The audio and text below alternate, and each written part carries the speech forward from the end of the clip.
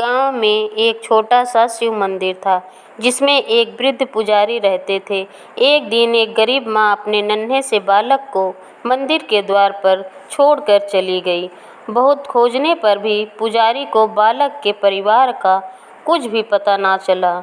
जब गांव का कोई भी व्यक्ति उसे बालक को लालन पालन करने को तैयार ना हुआ तो पुजारी जी ने भगवान की इच्छा समझकर उसे अपने पास रख लिया। भोला नाम रख दिया। गांव के श्रद्धालु भक्तों में जो कुछ प्राप्त होता उसी से भगवान शिव, पुजारी जी का और भोले की किसी तरह गुजारा चलता था। यदि किसी दिन काम भी पड़ता तो पुजारी जी बालक और भगवान को भोग लगाकर स्वयं गंगाजल पीकर रह जाते।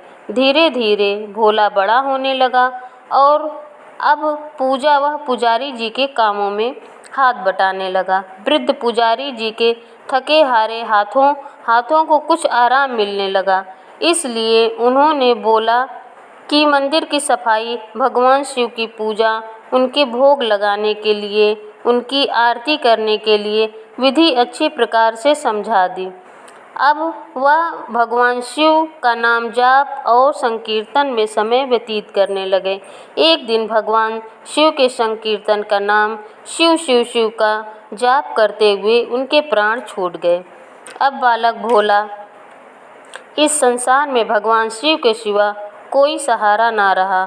उसने पुजारी जी की यह 3 बातें कभी नहीं भूली। नंबर 1, भोले नाथ शिव शंकर को ताज़ा गर्म रसोई का ही भोग लगाना। नंबर 2, भगवान को भोग लगाए बिना कुछ भी ना खाना। नंबर 3, भगवान शिव पर विश्वास रखकर कभी किसी भी वस्तु का संग्रह ना करना, बासी भोजन का भी नहीं। यदि कोई भक्त पहले से बना भोजन या मिठाई मंदिर में दे जाता तो बालक भोला उसे गरीबों में बांट देता। वह ताज़ी रसोई बनाकर ही भगवान को भोग लगाता। उसके बाद स्वयं प्रसाद ग्रहण करता और यदि बचता तो उसे बांट देता। यह रसोई बनाने की सामग्री ना होती तो भोले बाबा को भोला भगत दोनों गंगा जल पीकर रह जाते। एक बार बरसात का मौसम आया और 3-4 दिन तक मूसलाधार वर्षा होने से मंदिर में एक भी भक्त नहीं झांका। भोला अपने भोले बाबा को गंगा जल का ही भोग लगाता और उसे ही पीकर रह जाता। भोले बाबा बालक की भक्ति और सहनशक्ति की परीक्षा लेते रहे, किंतु आखिर में अपने भक्त बालक को भूख से तड़पते देख उनसे रहा ना गया।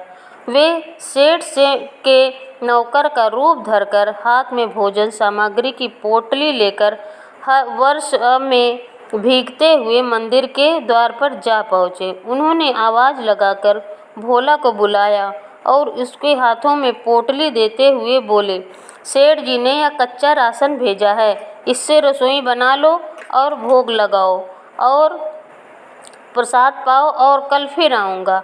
भोला भगत ने आशीर्वाद देकर उसे विदा किया और सूखी गीली लकड़ियों से धुएं में गर्म रसोई बनाकर भोले बाबा का भोग लगाया। पूरे बरसात के मौसम में भोले बाबा नौकर के भेष में भोला भगत को सीधा देने आते रहे और स्वयं भी गर्मा गर्म रसोई का भोग पाए रहे। एक दिन भोला भगत ने सोचा कि सेठ जी का कच्चा राशन भेजते हुए 4 महीने हो चले हैं, किंतु कभी भी मंदिर में भोले बाबा का प्रसाद ग्रहण करने सेठ जी नहीं आए। भोले बाबा नगर के वश में सीधे की पोटली देकर आए तो बोला, भोला भगत उनमें बोला, भाई तुम्हारे इतने धर्मात्मा सेठ जी कभी स्वयं मंदिर में प्रसाद लेने नहीं आए, इस कारण मेरा हृदय अत्यंत दुखी हो रहा है। अपने सेठ जी से कहना कि कल वह मंदिर में प्रसाद ग्रहण करने के लिए अवश्य पधारें। यह सुनकर नौकर भोले बाबा चौंक कर घबरा उठे और बोले, पुजारी जी, सेठ जी मेरे द्वारा आपको कच्चा राशन भेजते हैं, आप इसे भगवान का भोग लगा देते हैं और स्वयं भी प्रसाद पाते हैं, फिर सेठ जी को बीच में बुलाने की क्या ज़रूरत है? जैसा चल रहा है वैसा चलने दीजिए ना। भोला बोला, ऐसा कैसे चलने दूँ? आपके धर्मात्मा सेठ जी इतने दिनों से कच्चा राशन भेज रहे हैं, क्या मैं उन्हें भगवान को प्रसाद देने का अपना कर्तव्य भी पूरा ना करूं?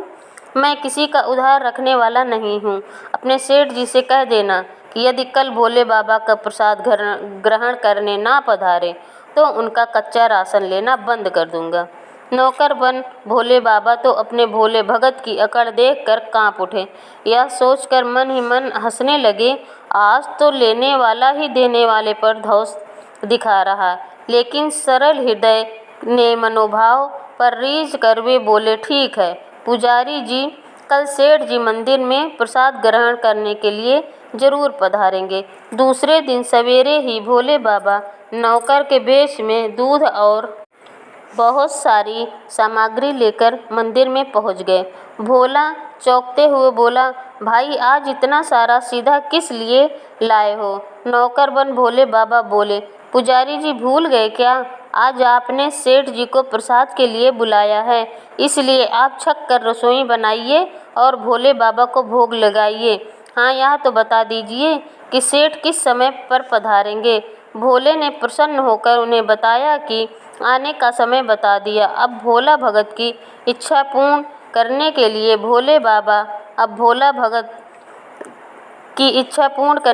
भोले बाबा कैलाश पर सेठ का रूप धारण करने लगे। इधर अपने स्वामी को एक प्यारी भक्त के यहाँ जाने का समाचार सुनकर ममतामयी अन्नपूर्णा माँ पार्वती भी भला कैसे पीछे रहती। पार्वती माँ भी अपने पति की आज्ञा लेकर सेठानी जी का रूप धारण कर भोले बाबा के गले में मुंडों की माला उतार दी। शरीर पर लगी भस्म, कमर तक पहना हुआ बाघंबर और बड़ों और कानों में पहने सांपों को भी उतार कर रख दिए। एक मखमल का सुंदर कुर्ता धारण किया और अपनी जटाएं सीधी कर गंगा और चंद्रमा को उनमें छुपा लिया।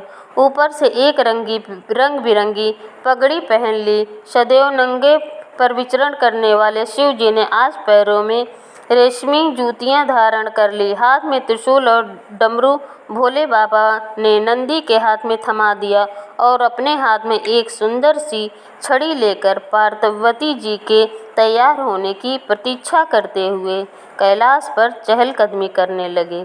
इधर पार्वती जी घंटे से तैयार होने में जुटी हुई थी। उन्होंने आज अपने पतिदेव के नगर में बने सुंदर बनारसी साड़ी निकालकर पहनी थी, जिसका रंग सेठ बन शिव जी के कुर्ते से मैच कर रहा था। उन्होंने चांदी के हीरे के जगमगाते हुए आभूषण धारण किए, बगल में सुंदर से पर्स लिया और भोले बाबा के बार बार आवाज़ लगाने पर श्रृंगार कक्ष से बाहर निकल आए। जब पार्वती जी और शिव जी ने एक दूसरे को सेठ सेठानी के वेश में देखा तो एक दूसरे को देखकर वो चकित रह गए और निहारते ही रह गए। दोनों एक दूसरे को देखकर निहाल हुए जा रहे थे। इससे पहले उन्होंने कभी एक दूसरे को ऐसा सुंदर रूप देखा ही नहीं था। जब भगवान गौरी शंकर के स्थान पर सेठ का रूप धारण कर कैलाश से अपने भक्त के यहाँ दावत खाने चले गए तो गणेश, कार्तिकेय, ऋषि, नंदी, मुनि, देवता, देवांगनाएं भी उन्हें देखकर ठगे रह गए।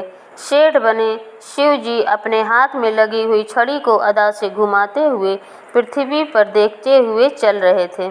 उनके पीछे पीछे बगल में पर्स लिए अपने जूतों से तक पायलों से छन छन की मधुर ध्वनि करती हुई माँ पार्वती सेठानी बनी हुई चल रही थी। इधर भोला भगत आज सुबह से ही सेठ सेठानी के स्वागत में भांति भांति पकवान बनाने में जुटा हुआ था। अपने भोले बाबा का भोग तो वहाँ चलते फिरते बना लेता था, किंतु आज उसे कई महीनों से भगवान का भोग लगाने के लिए कच्चा राशन भेजने वाले सेठ जी को भगवान का प्रसाद देना था। आज मैं अपनी सारी पाक कला झोंक डाली। उसने सेठ जी के द्वारा भेजे गए चावल धोकर खीर बनाए, उसे धीमी आंच पर पकाकर गाढ़ा किया और उसमें सेठ जी के द्वारा भेजे हुए पिस्ते, बादाम, केसर, चिलगोजे, किशमिश डाले। मिर्च और अदरक को काट कर उसे बेसन और गेहूं के आटे में भरकर मोटे मोटे मिस्सी टिक्के बनाए। रसोई बनाकर भोला भगत पुनः स्नान करने चला गया ताकि स्वच्छ वस्त्र पहनकर भोले बाबा का भोग लगा सके, सेठ जी का प्रसाद दे सके। जब भोला भगत स्नान करके लौटा, देखा सेठ जी प्रसाद करने के लिए स्वयं आए ही हैं, संग में सेठानी जो को भी लाए हैं। भोले ने झट से दोनों को राम राम की आसन देकर बिठाया और बोला, मैं अभी भगवान को भोग लगा कर आता हूँ, फिर आपको प्रसाद परोसूंगा। भावना के भूखे भोले बाबा ने भूख सहन नहीं हो पा रही थी, इसलिए वह बोले, पुजारी जी भगवान को जल्दी से भोग लगाइए, पुजारी जी भगवान को जल्दी से भोग लगाइए, मुझे भूख सहन नहीं होती है। भोला भगत बोला, सेठ जी भूख तो मुझे भी बड़ी जोर से लगी है, पुजारी जी को जल्दी से भोग लगाइए, मुझे भूख सहन नहीं हो पाती। भोला भगत, सेठ जी ने भूख तो मुझे भी बड़ी जोर से लग रही है, किंतु मैं अपने भूख के कारण भगवान को भोग लगाना नहीं भूलता। यदि दुनिया के सारे लोग इसी तरह अपने भूख के लिए भगवान को भोग लगाना भूल जाएं तो भगवान तो भूखों मर जाएंगे। सेठ जी बने भोले बाबा एक पत्तल उठाते हुए बोले, पुजारी जी आप भोग लगाइए, इधर मैं पत्तल परोस लेता हूँ, मुझे भूख सहन नहीं हो पा रही है। भोला भगत सेठ जी बने भोले बाबा को डांटते हुए बोला, सेठ जी भगवान के काम में ना तो जल्दबाजी चलती है और ना ही कंजूसी। मैं जब तक भगवान को भोग नहीं लगा लेता, आप रसोई के पास भी मत फटकिएगा, चुपचाप इधर बैठ जाइए और ओम नमः शिवाय जपते रहिए, अभी आता हूँ और आपको पेट भर भोजन कराता हूँ। सेठ जी बने शिव जी डांट खाकर चुपचाप अपने आसन पर जा बैठे। सेठानी बनी पार्वती उनकी यह दशा देखकर बड़ी मुश्किल से अपनी हंसी रोक पाई, लेकिन जैसे ही भोला भगत पत्तल में सामग्री लेकर भगवान को भोग लगाने के लिए मंदिर में गया, शिव जी पार्वती जी के मौन रहने का संकेत करते हुए चुपके चुपके रहते रसोई में पहुंच गए और उन्होंने एक एक व्यंजन उठाकर चखना शुरू किया। भोले बाबा तो प्रसाद को चखते ही बहुत ही हौचक्की रह गई। खीर में चीनी की जगह नमक भरा हुआ था और सब्जियों में चीनी भरी हुई थी। जैसे ही भोले बाबा ने रोटी का एक टुकड़ा तोड़कर मुंह में रख लिया, वह सी करने लगे, क्योंकि रोटी में मिर्च ही मिर्च भरे हुए थे। उल्टे पैर भाग आए, अपने आसन पर जा बैठे। माँ पार्वती अपने स्वामी की यह हालत देखकर खिलखिलाकर हंस पड़ीं। इससे पहले कि भोले बाबा पार्वती जी के सामने कुछ सफाई दे पाते, भोला भगत ओम नमः शिवाय मंत्र का जाप करते हुए आ पहुंचा। उसने भोग को रसोई में मिलाकर उसे पवित्र बना डाला और फिर सेठ जी के सामने पत्तल परोस कर हाथ जोड़कर बोला, सेठ जी अब आप जी भरकर प्रसाद पाइए। भोले बाबा तो अभी अभी भक्त की भक्ति से ही जोरदार उसके हाथ की बनी हुई रसोई चख चुके हैं, अतः उन्होंने ग्रहण करने की बात सुनकर उनके पसीने छूटने लगे। कभी भी भोला तो कभी पार्वती जी का मुंह देखने लगे। भोला को सेठ जी की यह दिल बर्दाश्त नहीं हुई। बोला, सेठ जी अब क्या हो गया, आपको अभी अभी तो इतनी उतावली मचा रहे थे, क्यों नहीं ग्रहण करते? आप ग्रहण करिए, तभी तो माता जी भी ग्रहण करेंगे और फिर मैं भी प्रसाद पाऊंगा। भोले की ललकार सुनकर भोले बाबा ने चुपचाप खीर का कटोरा उठाया और सारी नमकीन खीर गटागट पी गए। कुल्हड़ खाली होने की देर थी कि भोले ने झट से फिर भर दिया। प्रिय भक्त के हाथों परोसे हुए भोग से भगवान को आज दुगना स्वाद आने लगा। भोला पछता गया कि भोले बाबा पीते रह गए। जगत माँ पार्वती भक्त और भगवान दोनों को प्रेम को देखकर मंत्रमुग्ध होती रहीं। जब सारी रसोई समाप्त हो गई, भगवान ने एक जोर की डकार ली। भोला को होश आया और बोला, अरे वाह सेठ जी, अब मैं तो बावला हो रहा था, थोड़ी सी रसोई बनाई थी, मुझे पता ही नहीं था आपको प्रसाद ग्रहण करने का इतना शौक है, मैं तो ज़्यादा रसोई बना लेता। भोले बाबा अपने पेट पर हाथ फेरते हुए सेठानी बनी पार्वती जी की ओर मुस्कुराते हुए देखते हुए बोले, पुजारी जी मैं इतना रोज़ खाता हूँ, किंतु आज प्रसाद इतना स्वादिष्ट बना था कि अपने वश में नहीं रहा, मैं खाता ही चला गया। किंतु तभी भोले भक्त रुआसा होकर बोला, सेठ जी, आपने ठीक किया, लेकिन माताजी तो भूखी रह गईं। ममतामयी पार्वती माँ ने भोले का रुआसा मुँह देखा नहीं गया। उन्होंने बची हुई खीर की 4 बूंदें अपने कंठ में टपका लीं। भोले बाबा द्वारा भोग लगाने के बाद प्रसाद में अदृश्य अलौकिक स्वाद भर गया था। ऐसी सुगंधित मीठी खीर चख कर जगजननी अखंड तृप्त हो गई और उनके तृप्त होते हुए सृष्टि का प्रत्येक प्राणी तृप्त हो गया। और भोला भगत बोला, सेठ जी, आपने और माताजी ने प्रसाद ग्रहण कर लिया, इससे मुझे अत्यंत संतोष हुआ। समझ लीजिए कि आप दोनों द्वारा प्रसाद ग्रहण करने से मेरा भी पेट भर गया। वैसे तो मैं महीनों में 4-4 एकादशी हो जाती हैं, किंतु मैं भी एक दाना ले ही लेता हूँ, जिससे कि भोले बाबा के प्रसाद का अनादर ना होया। यह कहकर जैसे ही भोला ने खीर के पात्र में लगा चावल का एक दाना उठाकर अपने कंठ में डाला, उसी समय जन्म जन्मांतर की भूख प्यास मिट गई और समस्त वासनाओं और इच्छाओं की तृप्ति हो गई। उसके ज्ञान के नेत्र खुल गए। उसने देखा कि उसके सम्मुख त्रिलोकीनाथ भगवान शंकर और जगजननी माँ पार्वती आशीर्वाद की मुद्रा में खड़े हुए हैं। भोला दौड़कर उनके चरणों में उन्हें प्रणाम करने लगा।